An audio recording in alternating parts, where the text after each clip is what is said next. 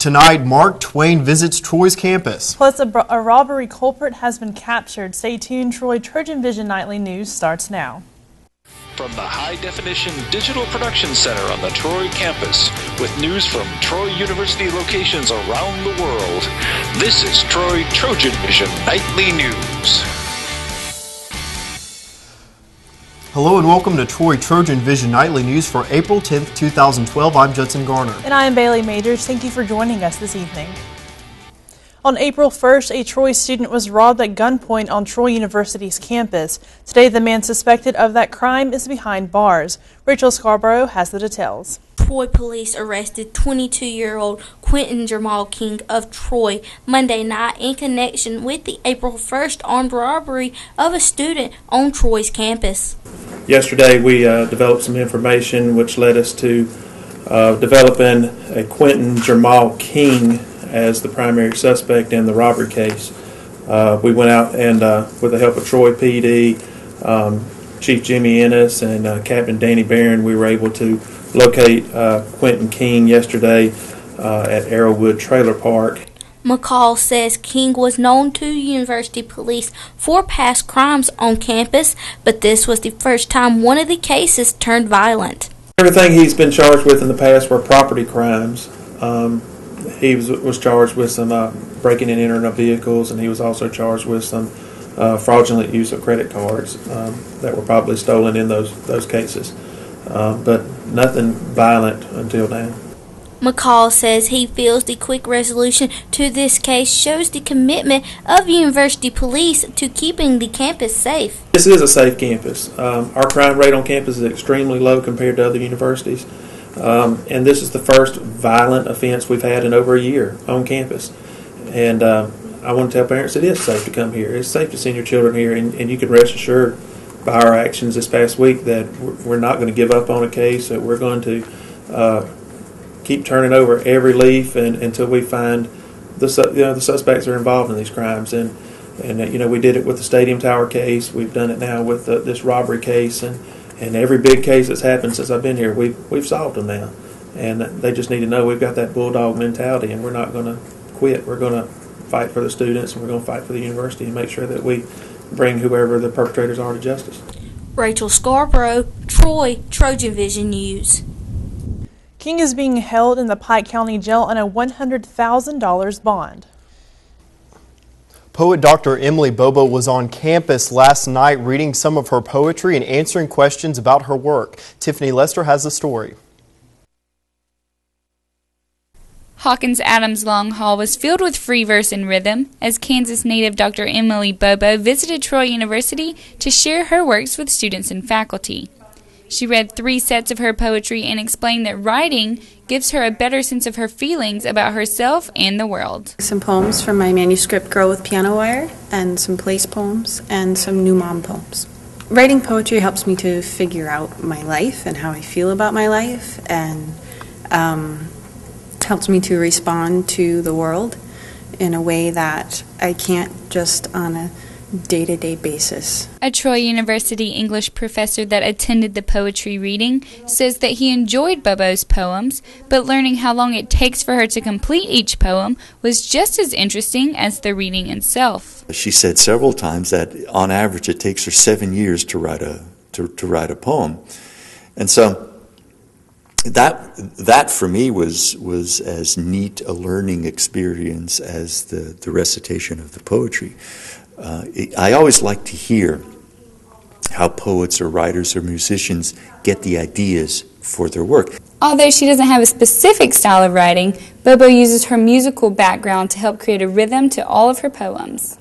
I write mostly free verse poetry, and sound plays a really big role in what I write. I have a background as a musician, and so it definitely is part of it, rhythm and sound, but not necessarily true rhyme.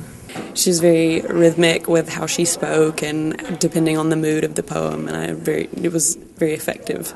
Tiffany Lester, Troy TrojanVision News. Dr. Tracy Mendel composed musical works based on the poetry of Dr. Bobo, and there will be a pre-concert discussion of Mendel's works tonight in the Claudia Crosby Theater at 6:30. The world premiere of Learned Behaviors, also in Claudia Crosby Theater, is set to begin at 7:30.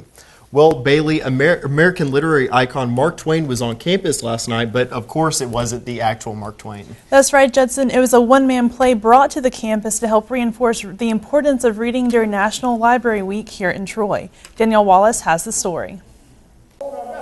There were quite a few laughs shared as Dave Earhart took the stage at Troy's Trojan Center Theater impersonating the literary icon Mark Twain. The show, Mark Twain 100 Years Later, featured Twain's life story along with many of his famous quotes.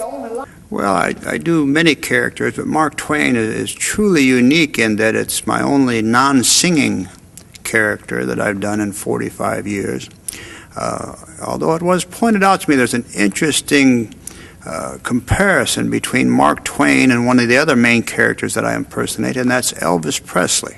Elliot's Mark Twain performances started in Branson, Missouri, but he has had the opportunity to travel to 42 states across the country, sparking memories from stories by Mark Twain. So realistic, he jumped around and in response, and I just thought it was just great. Elliot's performances are geared towards libraries, and with the help of Troy's College of Communication and Fine Arts, the show was brought to the Troy, Dothan, and Montgomery campuses in addition to Troy's main campus. Mark Twain is one of the most important, if not the simply the most important author in American literary history, so it was an ideal event. Elliot's two main messages as he brought his show to a close focused on the importance of life and literacy. I will put it this way, the same as Mark Twain said it once: every time you close a library, you must build a prison. So I think reading is very important, especially in our time where this education system seems to be faltering. Danielle Wallace, Troy, Trojan Vision News. This Thursday, the library will hold a poetry reading on the lawn in front of the library. The event is set to begin at 6:30. And now taking a look at news from around the state, in Montgomery, Alabama legislators will begin the task of reviewing a bill that rewrites Alabama's toughest in the nation immigration law. The bill by Republican Representative Mickey Hammond of Decatur was introduced last week and will be debated tomorrow morning at a meeting of the House Public Safety and Homeland Security Committee. And in Florence, authorities are blaming budget problems for delaying a capital murder trial in northwest Alabama. Defense attorneys representing 46-year-old Tony Randall Woods say tight state budgets are making it difficult to prepare expert testimonies for his trial, which had been set for June 5th.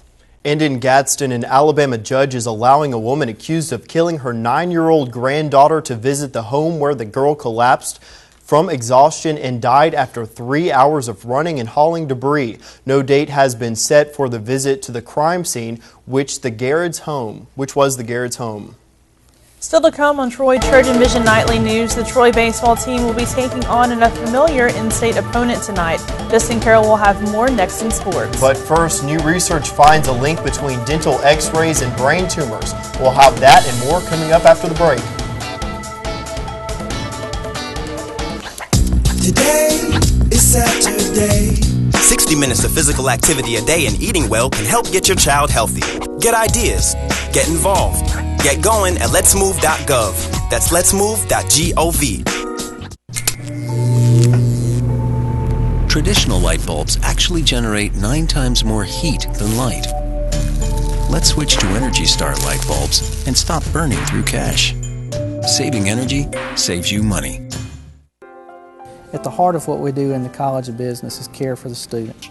We feel like the students are our most important assets. I have never been anywhere where I've known so many students on first-name basis. What we try to do at Troy University is provide an experience to students that not only provide the curriculum that allows them to be successful in the business world, but we also try to expand their horizons to reach greater opportunities that maybe they didn't think they were capable of before.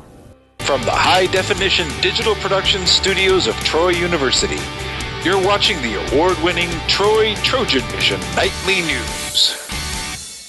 And now for a look at what's happening across the nation and around the world, we'll go to Judson Garner at the Global News Desk. Judson. Thanks, Bailey. The Neighborhood Watch volunteer who shot Florida teen Trayvon Martin is asking for donations. George Zimmerman says he shot Martin in self-defense in Sanford back on February 26th. He has not been charged, and some claim race play a role in the shooting and how the case has been handled. Randall Pinkston has a story. George Zimmerman has launched a website warning supporters about groups falsely claiming to raise money for him. Zimmerman's site also solicits donations for his lawyers and living expenses. The attorney for Trayvon Martin's family says it's not fair. If the situation was reversed, Trayvon Martin would have been arrested day one, hour one. This situation with this website now and everything is a luxury that Trayvon Martin doesn't have, and we believe he never would have had. Meanwhile, the special prosecutor overseeing the investigation said she will not send a case against Zimmerman to a grand jury. The Martin family attorney says that's fine. We look at her not impounding the grand jury as a positive thing, because that means she either feels she's going to have enough evidence gathered from her investigation to effectuate probable cause to arrest the killer of this unarmed teen. Oh, yes, we gotta go. Oh, yes, we gotta go. Also Monday, a group of students marched to the Sanford Police Headquarters to demand justice for Martin. They blocked the department's main entrance, briefly closing the building. I'm Mary Ellen Hopkins reporting. It was 100 years ago today that the Titanic set sail from England on its maiden voyage. When it sank, more than 1,500 people died. Among the passengers, third class suffered the greatest loss. One of the survivors settled in New Jersey, and as Manuel Gallegos reports, her family treasures her legacy. Kathy Lynch Cabuzzi was never allowed to ask her grandmother about the Titanic, but the stories trickled down through the generations. There she is. Bridget McDermott was in third class, but coming from a poor Irish village, it was luxury, real linens, and plenty to eat. She was asleep after a night of dancing when a crew member sounded the alarm. McDermott climbed to the deck in her pajamas. And then her mother's words rang in her head. You are a lady, and a lady is not a lady without her hat and gloves. She ran back for her hat, then jumped into a lifeboat where she was shocked to find men dressed as women to save themselves. It frightened her. A century later, the tragedy is being remembered on both sides of the Atlantic. In New York, this cruise ship is setting sail with 440 passengers heading to the exact spot where the ship went down. It's a fantasy come true for the Castanedas who plan to dress the part. That was a time period in America where things were going really well, things were very grand, the ladies were beautiful. Every night here in the ship's dining room, one dish from the original Titanic menu will be served. All of the courses are from first class. Kathy Cabuzzi will also cross the Atlantic for a ceremony in her grandmother's tiny hometown. Addergool lost 11 people on the Titanic. I feel like it's a little immortality for her, bringing it back, although she may say, quiet, don't talk about it. She'll be in church on Sunday to remember the strong lady with the blue eyes and brogue. Manuel Gallegos, CBS News, New York. New research finds a link between dental x-rays and brain tumors. Teresa Garcia reports on the findings. 65-year-old Gloria Conroy has been getting dental x-rays every year for as long as she can remember. It didn't bother me because I don't want root canal problems. I don't want cavities. But according to a new study in the journal Cancer, the radiation from frequent dental x-rays may be linked to non-cancerous brain tumors called meningiomas. The study examined nearly 3,000 patients. Researchers found those who got bite wing x-rays at least once a year or more had a 40 to 90% greater risk of a brain tumor. But experts point out these results are based on higher radiation levels than patients are exposed to today. The amount of radiation given off by the x-rays is so minuscule that it's really, in the grand scheme of things, it's really not a factor compared to the benefit of the diagnostic. While dental x-rays are often necessary, researchers say these findings suggest moderate use of x-rays for patients with healthy teeth. When you come in for your routine annual exam, there's no real reason to have an X-ray at that point. The American Dental Association recommends healthy adults should get X-rays every 2 to 3 years, children every 1 to 2 years. More research is needed to prove radiation from dental X-rays cause the tumors. For now, Gloria is going to stick with what her dentist recommends. If he said I didn't need any X-rays, then I don't need.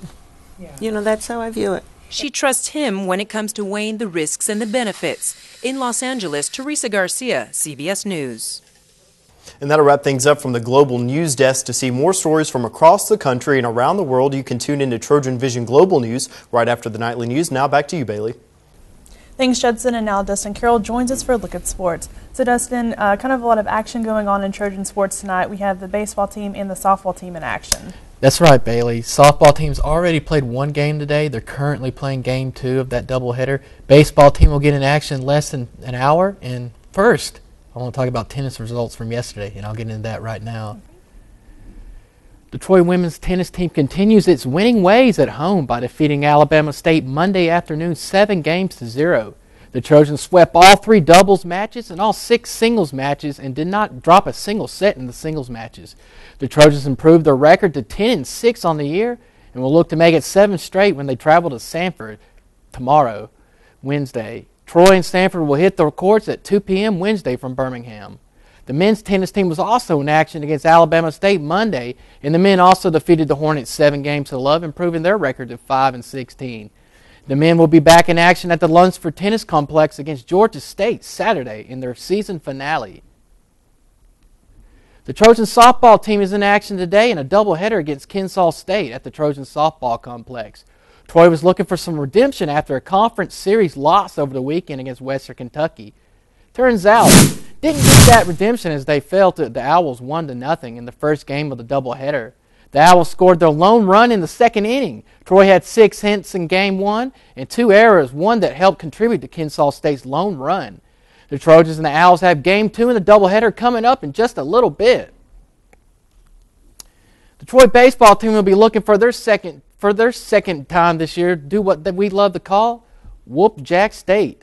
Tonight at Riddle Pace Field, Troy knocked off the Gamecocks on March the 27th, 9-1 in Jacksonville behind a 15-hit attack. The Trojans will be looking to get that bad taste out of their mouth after being swept by FIU last weekend. Head coach Bobby Keir says that Jack State is a much more improved team than they were 2 weeks ago. Jacksonville State's playing a little bit better. We've struggled on the weekends in the league. So it'll be interesting to see how the teams come and how they compete at this particular point during the midweek part of the season. First pitch for tonight's game is in less than 30 minutes from Riddle Pace Field. Junior right-hander William Till will get the start on the mound for Troy. Well, the Troy Trojans will be welcoming a new member to the Sunbelt family.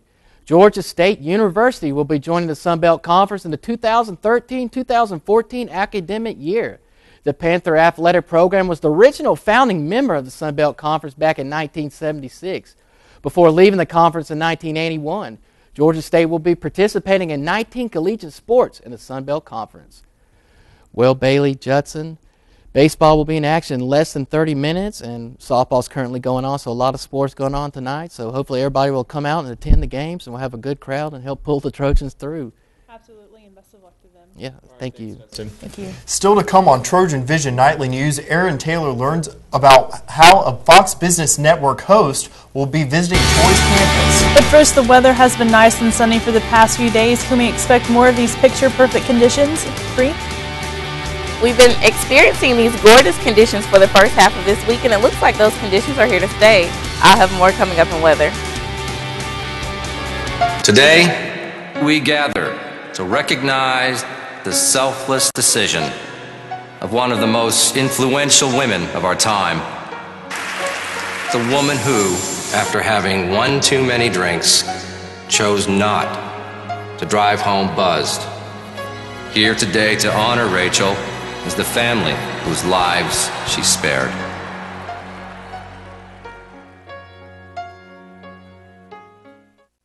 Over the course of time, Troy has consistently turned out quality graduates. We're trying to develop future leaders. If it had not been for Troy University, I would have never had the honor of being the Alabama Teacher of the Year. We want to educate the mind to think, the heart to feel, the body to act. And we do that within the framework of one real university. Troy University, in class, online, within reach. Troy.edu.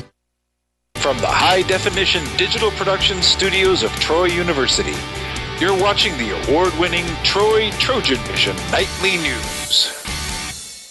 And now Bree Sanders joins us for a look at weather. Well, Bree, it's been a very nice day outside, and hopefully a lot of the Troy students will take advantage of this nice weather and support the baseball team tonight. But I think the big question is, how long is this weather going to stick around for us? Well, you're right. We have been having this spring temperature-like weather coming in for the first half of this week, and it looks like it may be here to stay at least through the weekend. I'll have more coming up in just a moment. First, let's take a look at our campus snapshot. Right now on campus, we see that it's a very beautiful day outside right now. The sun is setting right over the grave, so whether you're headed to class or headed home from work, you can definitely go outside and enjoy your day. Looking at our current conditions right now, we have sunny skies, the temperature's at 79 degrees, dew point's at 44 degrees, humidity's at 28%, barometer's at 30 inches, and steady winds are coming in from the west-southwest at about 10 miles per hour. Today's stats, we had a high today of 80 degrees, a low of 53. There was no rain today. The sun rises at 6:19 a.m. and it should set at 7:11 p.m. Looking at our temperatures around the state, overall the state is experiencing some 70-degree temperatures right now. Mobile coming in at 78, Huntsville at 72, Birmingham at 68, Montgomery, Troy, and Dothan at 79, Phoenix City at 80. Right now we're in those spring-like temperatures. Looking at our conditions around the southeast in our area, we're in the lower 70s. As we move throughout the rest of the southeast, those temperatures decrease just a little bit in the Carolinas in the mid-60s, and as we look at Florida, they're in the mid-70s, as well as certain parts of Texas like we are. As we look at our temperatures as a whole, here in the northeast, they're in about the mid-40s right now, a little bit cooler than what we've been experiencing. But as we move throughout the rest of the East Coast, coming back into our area, those temperatures are very warm. Looking at our current surface map, overall the state as a whole, it looks like we have a few high-pressure systems here coming in the north of Alabama, a few light winds coming in through our area. But as we take a closer look at our state, it looks like we have a precipitation system right here coming in through the northern part of Alabama, bringing in a little bit of rain for the northern part of the cities, but nothing close to us. We should be okay here at home. Looking at our precipitation forecast over the next 48 hours in our area, we shouldn't be experiencing any rain. We do have a little bit of rain, however, coming in from the Mississippi area through the west coast of Alabama, but it doesn't look like it should be touching the majority of our state. As we move into Wednesday, that rain continues to stay out of our area.